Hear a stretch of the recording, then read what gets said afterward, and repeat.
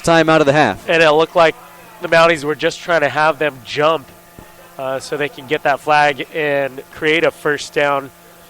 But like you said, Chris, a big play right here on 4th and about 1.5 yards as Allo and the offensive unit looks like they'll stay in during this timeout. But, if they can convert this first down and get a little momentum here. Well, it's a red zone opportunity, and the Mounties 1 for 1 on red zone opportunities so far here tonight. This will be the first time they've had a sustained drive, though. This one started from their own 23. Their only touchdown drive of the night, they started from the Citrus College 34. Offense has certainly struggled in this one, but like we mentioned in the open, the Citrus College defense, no slouch. They're 21st in the state of California in points per game allowed with just 24.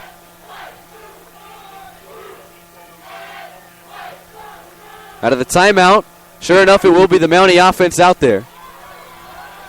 4th and about 1.5 yards. The ball marked at the Citrus College 21, just inside the 21. The Mounties need just inside the 20. 3 wide set. 2 are lined to the far side of the field. The lone receiver to the near side of the field. It's the big 6'6 target, Gilchrist. The lone back is Omaris Tolbert. Simpson in motion from left to right. Allo, he'll drop back to pass. Now he's pressured, throws on the run, and the pass is caught by Gilchrist inside the 15 to the 14. A sliding grab by the sophomore Gilchrist will move the chains for the Mounties, and boy, did they need that one. Yeah, that was a nice just stop and comeback route by Gilchrist to kind of draw his defender away and create some space and making that first down completed pass. That's a big-time 4th down conversion there for the Mounties. And they rely on the big 6'6 target, Gilchrist, to go to his knees there and go into a slide and pull it down. Now the Mounties in the red zone. Like we mentioned, they're 1 for 1. They scored a touchdown the last time they were in the Citrus College red zone. Allo going to take a shot over the middle, and the pass is complete. Only a gain of 4 there. He hit Antoine Anderson, who had a touchdown reception last week against Grossmont College. Ball moved down to around the 11. Now the Mounties will bring in the power package. 3 tight ends. That is a power formation there for the Mounties. Let's see what kind of package they run here. I formation. The deep back is Omaris Tolbert. He'll get the give here, gets inside the 10, and he's pushed back right at about the 9.5 yard line. Not much doing there on the run. And now you have another 3rd down situation, another critical 3rd down situation if you're the Mounties at the Citrus College 10. Yeah, if you go back to that power formation and get Nate Vea, the fullback, that gives a nice blocking lane for Tolbert as the Mounties trying to capitalize here in this red zone area on a 3rd down. Do not see Tolbert. I do see Nate Vea, the big fullback, though, for the Mounties. Nate Vea is the lone back on a 3 wide set for the Mounties. 3rd and 6 from the Citrus College 10. Allo rolls right, throws on the run, and he threw it over the tight end, Steven Short. Incomplete. And the Mounties will send on the field goal unit here, looking to tack on 3. And if you're Citrus College, that's got to be a win for your defense because, first of all, it's not a guarantee that Villarreal puts this one through the uprights, but at the very least, you hold them to 3 points and not 7. Yeah, it's a big defensive stop for the Owls. They've been matching up very well against this Mounties offense. And unfortunately for Allo, he did not see Gilchrist in the far right corner of that end zone. So he was wide open, waving his hands, and immediately I would have thrown a jump ball to the big 6'6 target who already has 1 touchdown tonight. Immediately after that, Gilchrist went up to Allo and was kind of talking to him and letting him know, hey, I was there. But it is a field goal attempt right here for Villarreal. This will be about a 26-yard attempt. The kick, of course, has the distance, and it is good. So Villarreal adds 3 points for the Mounties, and the deficit cut to 4, 14-10. Citrus College with 8:41 left to go in the first half. Like we mentioned, Brian, definitely a win if you're the Citrus College defense, even holding the Mounties to 3 points there. But it's good to see the Mounties sustain a drive and put something up on the scoreboard. Absolutely. The Mounties need to, after they converted on that big 4th down, I thought they were pretty much going to go for it again, but Coach Jab's electing to take the field goal, and it was successful for Villarreal and the Mounties. But, you know, you're building a little bit of rapport throughout the offense with the wideouts and the running backs. And, you know, unfortunately for the Mounties, it didn't produce a red zone touchdown, but it did produce points on the board.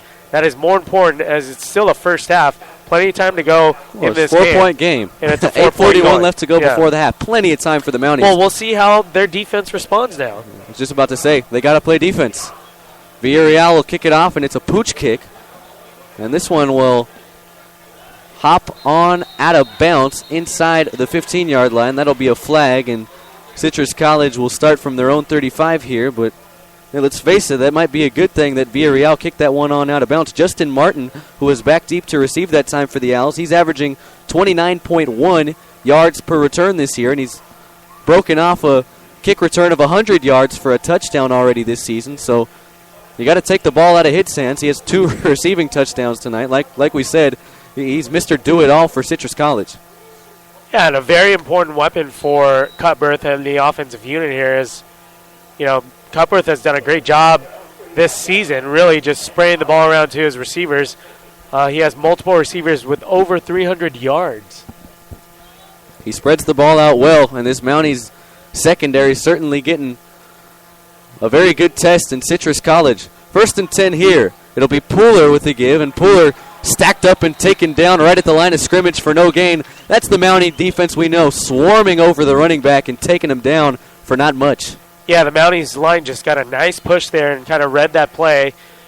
As the defensive end, the 6'2", 260 Kohai Tulu was first on the tackle there. So nice job by the defenses. The stingy defense has allowed only minimal yardage on the running game against the opponents throughout the season.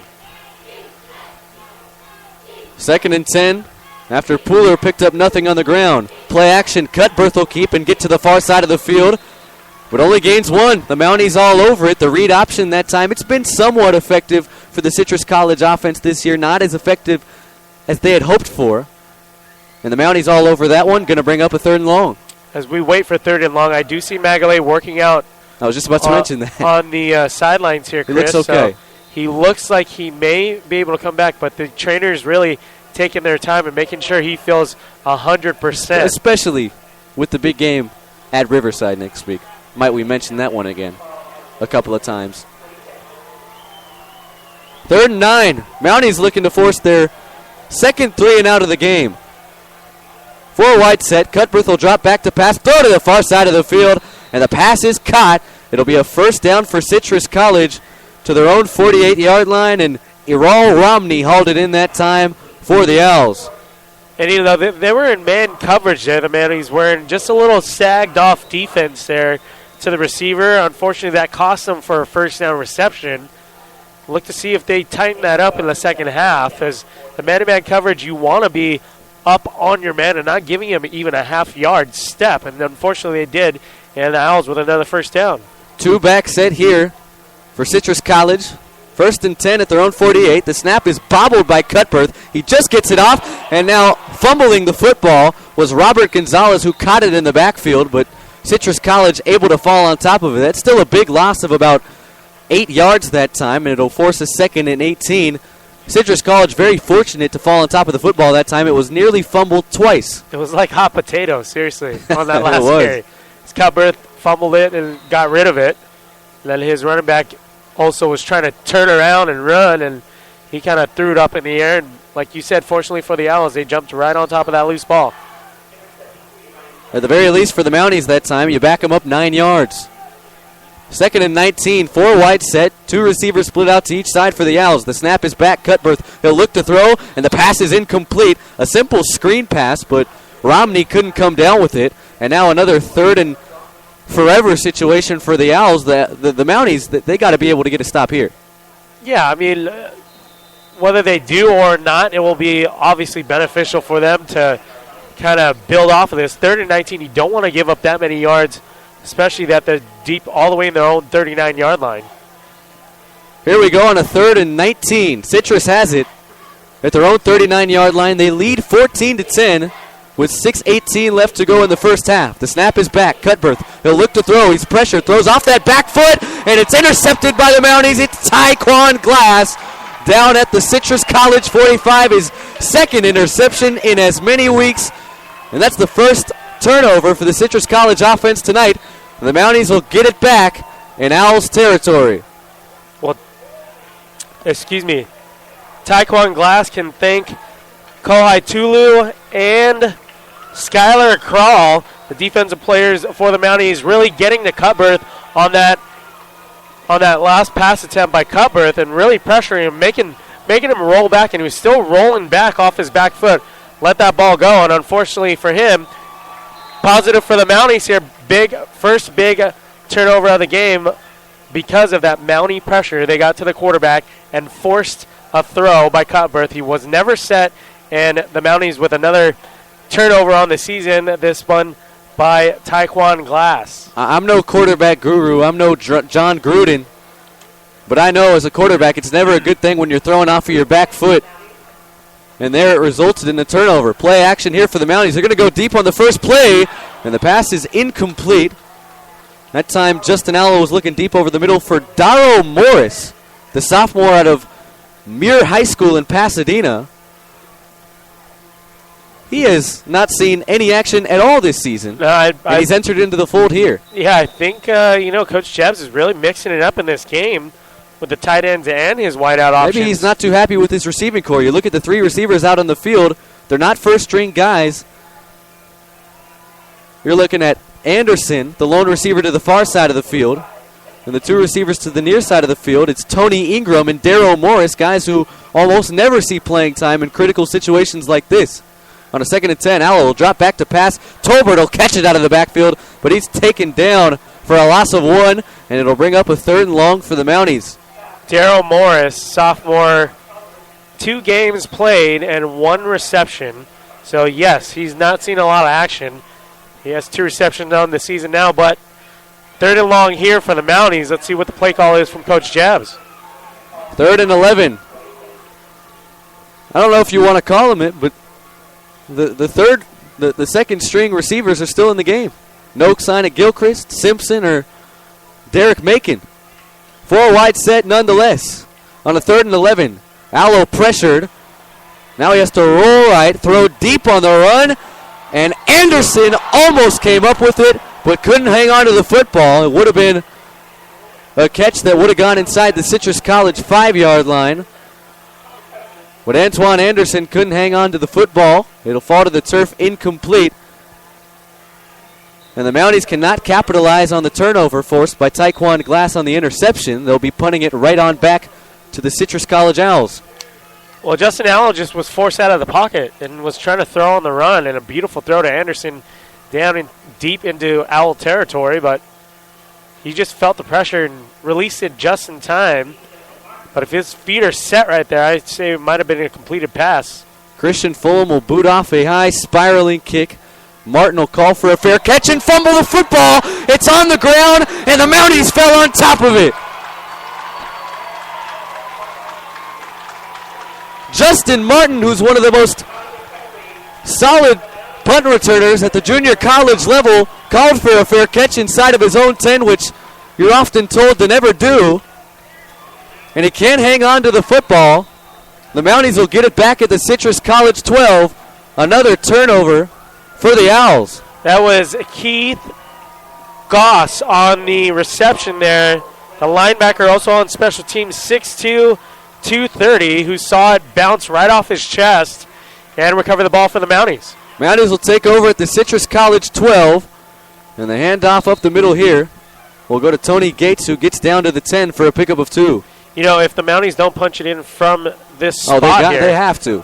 Coach Jebs is really going to rely on those 2nd and 3rd stringers as the first string unit. Back onto the field. But there's someone that is limping off the field. That's just a case of cramps right there. That is Jericho Deo, the tight end, 6'2", 250 out of Chino, who was trying to pretty much limp his way off for substitution. Deo's had a couple of receptions on the night. Like you said, the Mounties trying to insert that new wrinkle into the offensive system here in this game against Citrus College. And let's face it, this is probably the most significant action he's gotten this season. And you're running up and down the field. It's not an easy thing, and if you're not used to